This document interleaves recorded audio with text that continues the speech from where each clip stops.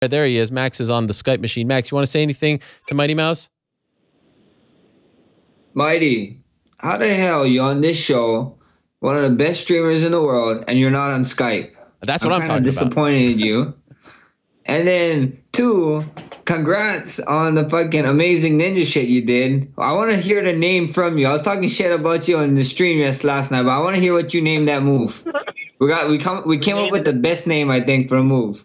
What did you name your move? That suplex to armbar. What did you name it? The Mighty Whiz Bar. That's what the we mighty. Did the Mighty Whiz Bar. Mighty Whiz Bar. Well, my stream came up with. It's called the Mousetrap. I love that name.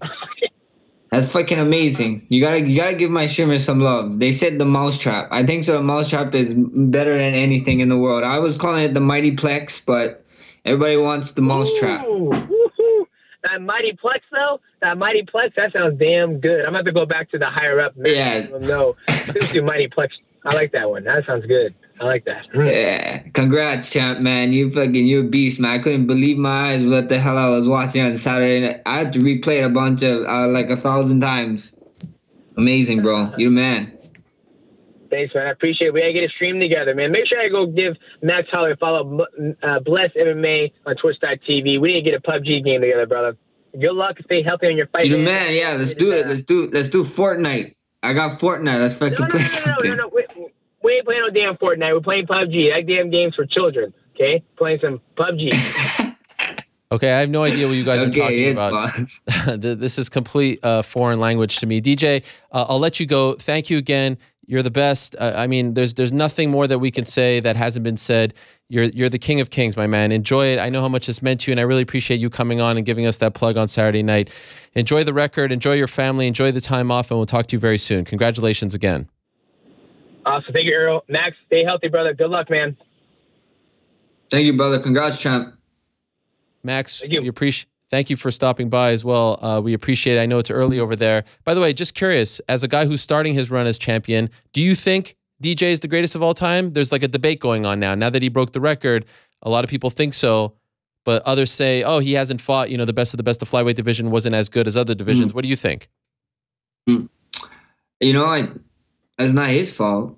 No. It's I think he's the best. I think he's the GOAT. He's going out there and he's doing phenomenal things, He's doing things that he's making everyone look like they're not even in a league of his own, It kind of reminds you of that little Ronda Rousey era, like everybody's befuddled with what's going on, and he's doing it against these other guys who's great, the 125 is brand new, there wasn't, you don't know who the ex-champs is, so you can't say, oh, he fought ex-champs, blah, blah, blah. That's what everybody's arguing, but this guy is the best in the world, to be in the UFC and doing what you're doing, and he's making these guys look like they're not supposed to be in there with him, that's what GOATs do, and I think he's the greatest of all time, and then, like you said, that Mighty Plex that he did, oh my gosh.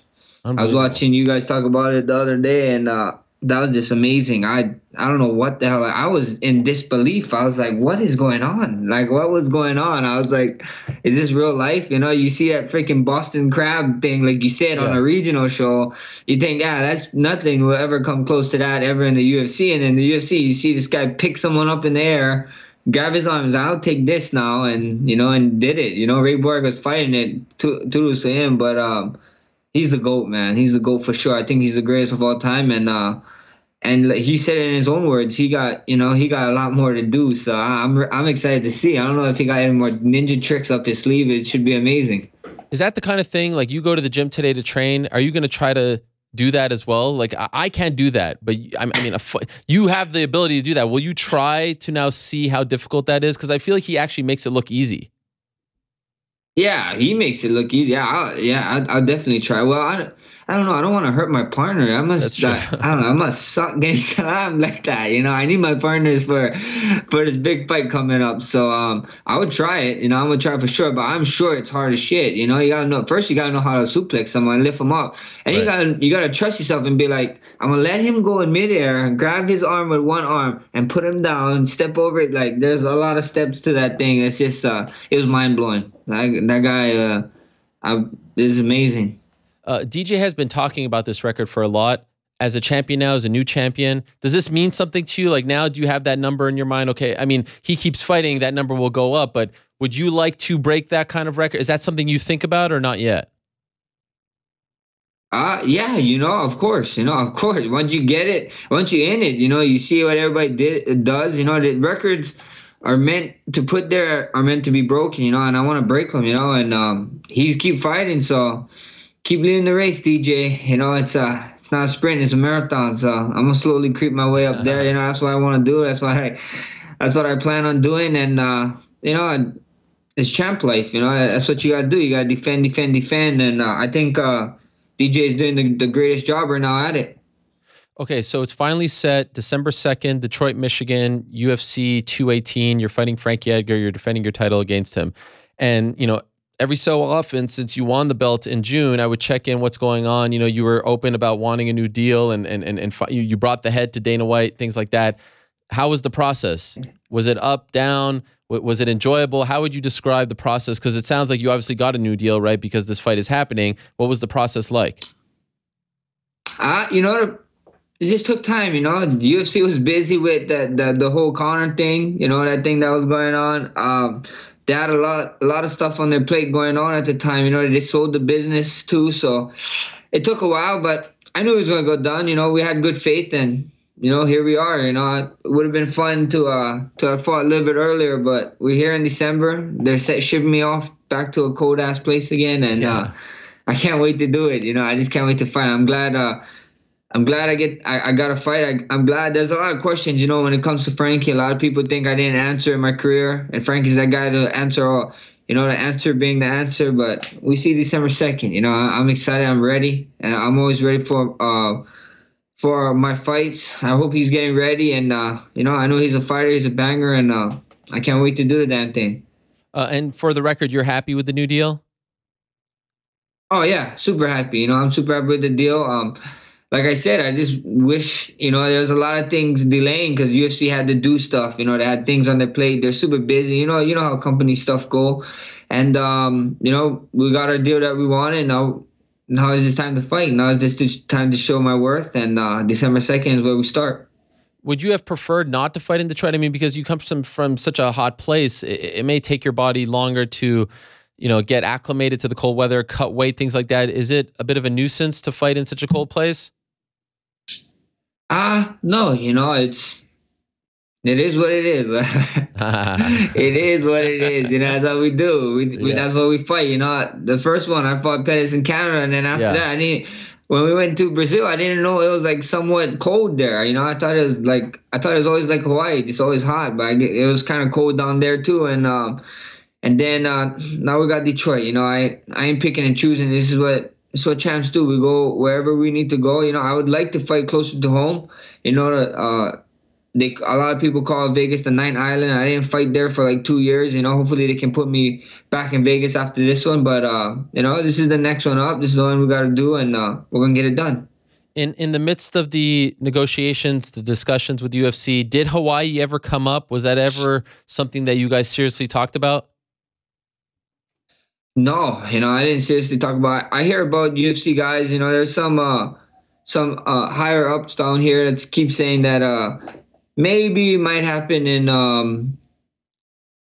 next year, like summertime. There's like 3 months, they said 3 different months that they said in the summer that would happen, but I won't believe it. I won't believe it till I see my name on a contract saying that they're coming down. I didn't hear nothing from Dana. I didn't hear nothing from the higher ups in UFC. Just a bunch of guys here in Hawaii. I hear them talking, but we see what happens. We see what happens. Right now, I got a date. I got an opponent. I'm focused on that, and we're gonna get that done first, and then we can move on from there. Do you mind if I ask how many fights did you sign for? Fights? I don't mind. I think so. It's five fights, something like that.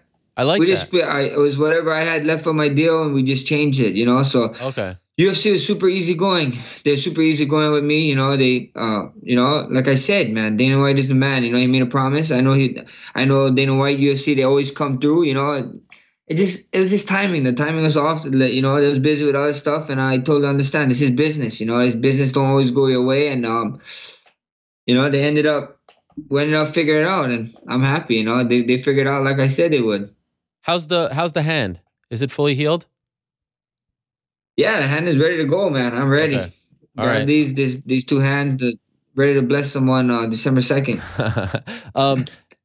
Aldo is one of the greatest, but considering his skill set, Frankie Edgar, would you say this will be your toughest opponent? Do you think that he is the toughest matchup you faced in this winning streak?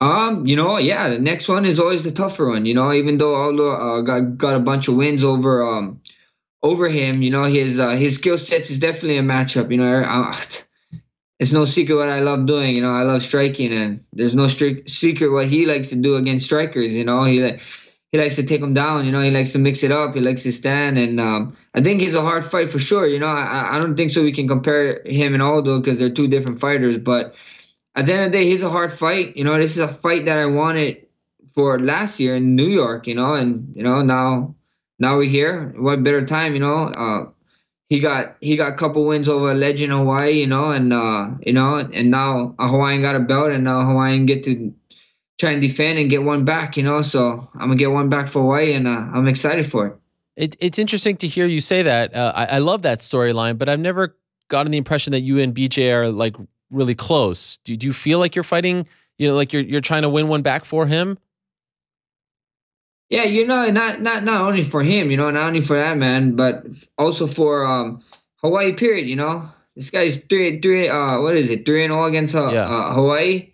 It's time to get the score back. You know, let's get one back, and that's the plan. You know, that's the plan against them. You know, it's a Hawaii thing. You know, us Hawaiians, we take pride being from Hawaii. You know this. You know a lot of fans, and Hawaiians is very prideful. And you know, I have a shot at a legacy at Destiny, and I have a shot to go out there and change it. You know, so I'm gonna go out there. I'm gonna fight them, and I can't wait. You know, we got things up my sleeve that we've been working, and I just can't wait to do it. You know, this is a guy I wanted to fight for a long time.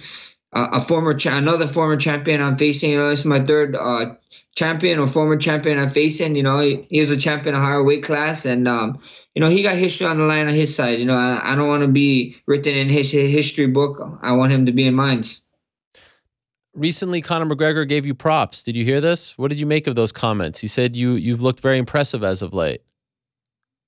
Yeah, you know, it's you know, the props. I talked about Luke about it, you know, Thomas, and the props. He kind of like you know how you tell someone something like, oh, good job, and then at the ending of the whole conversation, he ended up telling me, he ended up saying that I beat the kid. You know, I still beat the kid. You know, I was like, if you're gonna give someone props, give him props. Don't kind of. He kind of made it look in a way to. Normal people is like, oh yeah, he did compliment you, Max. Why are you saying stuff about him? Like, no, he didn't. He said facts. He said the facts. You know, after we fought, I'm on his way. He was talking facts, and at the ending, he said he won. You know, it is what it is. You know, he was this little guy trying to just bring it up, and then he said like the fight between me and him is there, but it's very low on the totem pole, and he's over here talking about fighting Paulie and in MMA. You know, it's like you know, the guy should call up CM Punk. At least CM Punk got some time in the UFC ring or whatever. So you know, I don't know. It makes no sense. It makes no sense to me. You know, this guy's over here. Like I said, you know, I'm sure you saw it. You know, he's fighting exhibition matches. You know, so if that's what you want to do, you know, and you don't want to be about that champ life, then so be it. So you feel like it was a backhanded compliment? Like he really wasn't complimenting you. He was trying to almost like belittle you.